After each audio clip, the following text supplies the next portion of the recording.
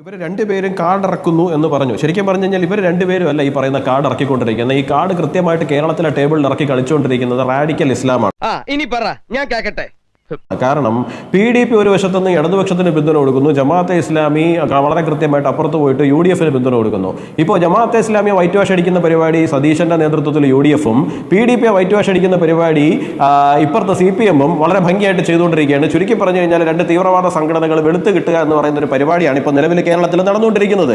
അടിക്കടി നിലപാട് മാറുന്നതിന്റെ റീസൺ എന്താണെന്നുള്ളത് എനിക്ക് മനസ്സിലാകുന്നില്ല. ഒന്ന് ഇപ്പോൾ ശ്രീ വസീഫ് അല്ലല്ല കംപ്ലീറ്റ് ചെയ്യട്ടെ വസീഫ് ഞാൻ കംപ്ലീറ്റ് ചെയ്യട്ടെ. ഒന്ന് ഈ ഞാനത് കംപ്ലീറ്റ് ചെയ്യട്ടെ. ഒന്ന് പറയട്ടെ പൂർത്തിയാക്കട്ടെ. ശരി ആയിക്കോട്ടെ, അടിസ്ഥാനമൊക്കെ നമുക്ക് കണ്ടെത്താം. നമുക്ക് അവിടെ നിൽക്കട്ടെ. ഒന്നാമത്തെ കാര്യം എന്ന് പറഞ്ഞു കഴിഞ്ഞാൽ ഈ വസീഫ് ഇവിടെ പറയുന്നുണ്ടായിരുന്നു PDP-യുടെ നിലപാടൊക്കെ മാറി, PDP പഴയ PDP ഒന്നുമല്ല, ഇപ്പോൾ PDP പച്ചവെള്ളം ചവച്ചു കുടിക്കുന്ന പാവങ്ങളുടെ പാർട്ടിയാണെന്ന്. ഒക്ടോബർ 2024 2010-ലെയോ 2009-ലെയോ ഒന്നും അല്ല കേട്ടോ, ഒക്ടോബർ 28 2024 വാർത്തയാണ്, മനോരമയുടെ വാർത്തയാണ്, മനോരമ ഇംഗ്ലീഷിൽ പ്രസിദ്ധീകരിച്ചിരിക്കുന്ന വാർത്തയാണ്. The Muslim League is supporting the communalism of Jamaat-e Islami and PDP who are demanding the creation of an Islamic state in the country. The recent elections have proved that the ideology of these organizations has usurped the Muslim League secularism. ഈ പറഞ്ഞിരിക്കുന്നത് CPM-ന്റെ സംസ്ഥാന secretary ആയിട്ടുള്ള Shri MV ഗോവിന്ദനാണ്. അങ്ങനെയൊക്കെ വഴിയില്ല.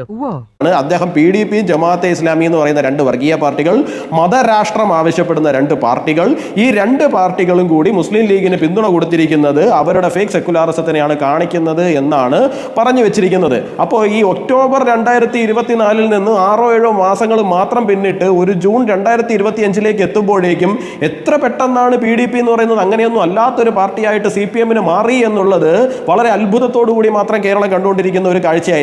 പിന്നെ ഈ അബ്ദുൽ നാസർ മദനി ഇപ്പോൾ വന്നിട്ട് പറയുകയാണ് ഞാൻ വിശുദ്ധനായി, ഞാൻ അങ്ങനെയായി, ഞാൻ ഇങ്ങനെയായി. ഉടൻ തന്നെ എല്ലാവരും കൂടി അങ്ങ് വിശ്വസിച്ച് അദ്ദേഹത്തിന് തോളിലെടുത്ത് വെച്ചുകൊണ്ട് കിടക്കണമെന്നാണോ? ഈ അബ്ദുൽ നാസർ മദനിക്ക് എതിരായിട്ടുള്ള കേസസ് എന്താണ്? അദ്ദേഹത്തിന് മുഴുവൻ കേസുകളിൽ നിന്ന് കുറ്റവിമുക്തനാക്കിയോ? അദ്ദേഹത്തിന് ബാംഗ്ലൂരിലുള്ള സീരിയൽ ബ്ലാസ്റ്റ് കേസിൽ നിന്ന് അദ്ദേഹം കുറ്റവിമുക്തനായിട്ടുണ്ടോ? വസീഫെ, എനിക്ക് മനസ്സിലാകാത്തതുകൊണ്ട് ഞാൻ ചോദിക്കുകയാണ്. അതൊന്നും എനിക്കറിയാൻ മേല. കേരള പോലീസിന്റെ നിലപാട് എന്താണ് ആ വിഷയത്തിൽ? CPM-ന്റെ നിലപാട് തന്നെയാണോ കേരള പോലീസിന്റെ നിലപാട്? അല്ലല്ല, ഞാൻ തടിയന്റെ വിട അല്ലല്ല ഞാൻ കംപ്ലീറ്റ് ചെയ്യട്ടെ വസീഫ. നിങ്ങൾ ഇത്രയും നേരം സംസാരിച്ച് അരമണിക്കൂർ ഞാൻ കണ്ടുകൊണ്ടിരുന്നതല്ലേ?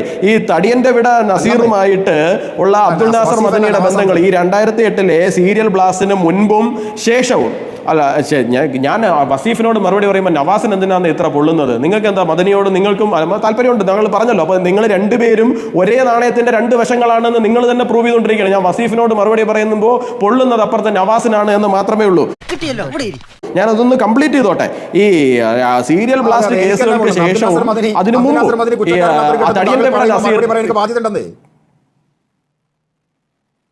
അല്ലല്ല, താങ്കളുടെ അവസരത്തിൽ പറയുന്നത്. താങ്കൾ ഇത്രയും നേരം ഇരുന്ന് ഇവരെ മുഴുവൻ വൈറ്റ് വാഷ് അടിച്ചപ്പോൾ ഞാനൊന്നും മിണ്ടിയില്ലല്ലോ. എന്റെ അവസരത്തിൽ ഞാൻ പറയുന്നതല്ലേ ഉള്ളൂ. ഞാൻ കേസുകളുടെ അടിസ്ഥാനത്തിലല്ലേ പറയുന്നത്. കോടതിയിൽ അന്വേഷണ ഏജൻസികൾ കൊടുത്തിരിക്കുന്ന റിപ്പോർട്ടിന്റെ അടിസ്ഥാനത്തിൽ മാത്രമല്ല ഞാൻ സംസാരിക്കുന്നത്. ഈ തടിയന്റെ വിട നസീർ എന്ന് പറയുന്നത് ലഷ്കർ ഇ തോബയുടെ സൗത്ത് ഇന്ത്യയുടെ കമാൻഡർ ആയിട്ടുള്ള തടിയന്റെ വിട നസീറിനെ ഈ ബ്ലാസ്റ്റുകൾക്ക് മുൻപും അതിനുശേഷവും മദനിയുടെ ഭാര്യയായിട്ടുള്ള സൂഫിയ മദനിയുടെ ഫോൺ നമ്പറിൽ നിന്ന് അബ്ദുൽ നാസർ മദനി കോൺടാക്ട് ചെയ്തിട്ടുണ്ട് എന്നുള്ളതിന്റെ എവിഡൻസ് വളരെ കൃത്യമായിട്ട് കോടതിയിൽ സമർപ്പിച്ചിരിക്കുകയല്ലേ നവാസേ? അങ്ങനെ ഒരു അബ്ദുൽ നാസർ മദനിയെ നിങ്ങൾ എങ്ങനെയാണ് ഒരു സുപ്രഭാതത്തിൽ കയറിയിട്ട് വെള്ളരിപ്രാവായിട്ട് മാടപ്രാവും ഒക്കെ ആയിട്ട് ചിത്രീകരിച്ച് കേരളത്തിന്റെ മുമ്പിൽ അവതരിപ്പിക്കുന്നത്? ലോജിക്കലായിട്ടുള്ള ഒരു ചോദ്യമല്ലേ ഇത്?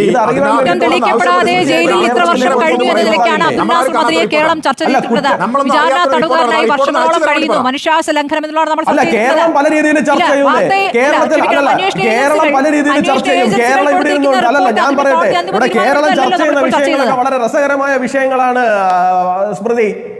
അല്ലല്ല, കേരളം ചർച്ച ചെയ്യുന്ന വിഷയം എന്നൊക്കെ പറഞ്ഞു കഴിഞ്ഞാൽ വളരെ രസകരമായിട്ടുള്ള വിഷയങ്ങളൊക്കെയാണ് സ്മൃതി. കേരളം ചർച്ച ചെയ്യുന്നത് ഡൊണാൾഡ് ട്രംപിനെതിരായിട്ട് MA ബേബി ഇവിടെ ഇരുന്ന് ഷോക്കോസ് നോട്ടീസ് കൊടുക്കുക, അപ്പുറത്തുള്ള ഏതെങ്കിലും കുണ്ടറ പഞ്ചായത്ത് അമേരിക്കയുടെ ഫാസിസത്തിനെതിരായിട്ട് പ്രമേയം പാസ്സാക്കുക, പോയിട്ട് പ്രത്യേകിച്ച് നിലപാട് അല്ല. സ്വന്തം ജനതയെ അവിടെ മോഷ്ടിക്കാൻ പോയി കഴിഞ്ഞു കഴിഞ്ഞാൽ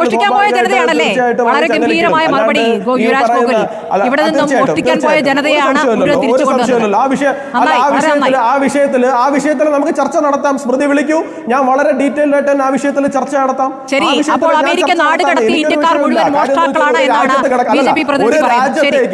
ഒരു രാജ്യത്തേക്ക് തീർച്ചയായിട്ടും അങ്ങനെ തന്നെയാണ്. ഒരു രാജ്യത്തേക്ക് കടന്നു പോകുമ്പോൾ അവിടുത്തെ നിയമങ്ങളും അവിടുത്തെ സംവിധാനങ്ങളും അനുസരിച്ച് പോകാണ്ട് വേലി ചാടി പോയി കഴിഞ്ഞു കഴിഞ്ഞാൽ അവർ പിടിച്ച് കെട്ടിയിടും. അങ്ങനെ പോകുന്ന ആൾക്കാർ നിങ്ങളുടെ ആരുടെയെങ്കിലും ഒക്കെ സുഹൃത്തുക്കളായതുകൊണ്ടാണ് നിങ്ങൾക്ക് വേദനിക്കുന്നത്.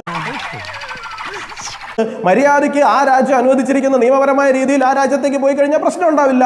അവരാരും പിടിച്ച് കെട്ടിയിടുന്നില്ല. അവരാരെങ്കിലും പിടിച്ച് കെട്ടിയിടുകയാണെന്നുണ്ടെങ്കിൽ തീർച്ചയായിട്ടും നമുക്ക് സംസാരിക്കാം. അതിനകത്തൊന്നും വേറെ യാതൊരു തരത്തിലുള്ള ബുദ്ധിമുട്ടുകളും ഇല്ല. ഇവിടെ വിഷയം അതല്ലല്ലോ. ഇവിടെ സ്മൃതി പറഞ്ഞതിന്റെ മറുപടിയായിട്ട് മാത്രമാണ് ഞാൻ പറഞ്ഞത്. കേരളം അത്തരത്തിലുള്ള പല വിഷയങ്ങളും ചർച്ച ചെയ്യുന്നുണ്ടാവുമായിരിക്കും. പിന്നെ ഈ വെള്ളാപ്പള്ളിയുമായി ബന്ധപ്പെട്ടിരിക്കുന്ന വിഷയത്തിൽ 4-5 ദിവസങ്ങൾക്ക് മുമ്പ് നമ്മൾ സംസാരിച്ചപ്പോൾ ഞാൻ വളരെ കൃത്യമായിട്ട് മറുപടി പറഞ്ഞാണ്. വെള്ളാപ്പള്ളി പറഞ്ഞത് എന്താണ്? ഇവിടെ ഈഴവരുടേതായ രാജ്യം ഉണ്ടാക്കണമെന്ന് പറഞ്ഞു, അല്ല ഹിന്ദുക്കളുടെ രാജ്യം ഉണ്ടാക്കണമെന്ന് പറഞ്ഞു, അല്ലെങ്കിൽ മറ്റെന്തെങ്കിലും പറഞ്ഞോ? ഇല്ലല്ലോ. വെള്ളാപ്പള്ളി നടേശൻ പറഞ്ഞത് മലപ്പുറം ജില്ലയില് ഈഴവ സമുദായത്തിന് അല്ലെങ്കിൽ SNDPക്ക് നേരിട്ടുകൊണ്ടിരിക്കുന്ന വിവേചനത്തിനെ കുറിച്ച് മാത്രമേ അദ്ദേഹം പറഞ്ഞിട്ടുള്ളൂ. തീർച്ചയായിട്ടും അത് വോട്ടാകും. അതിനകത്ത് എന്താണ് ഇത്ര സംശയം ഇരിക്കുന്നത്? ആ വിഷയം ജനുവിൻ അല്ലേ? കേരളം ഭരിക്കുന്ന സർക്കാരിന് പോലും അതിനകത്ത് കൃത്യമായിട്ട് എതിരഭിപ്രായം ഇല്ലല്ലോ. പിന്നെ കേരളം ഭരിക്കുന്ന പാർട്ടിക്ക് അതിൽ അഭിപ്രായ വ്യത്യാസം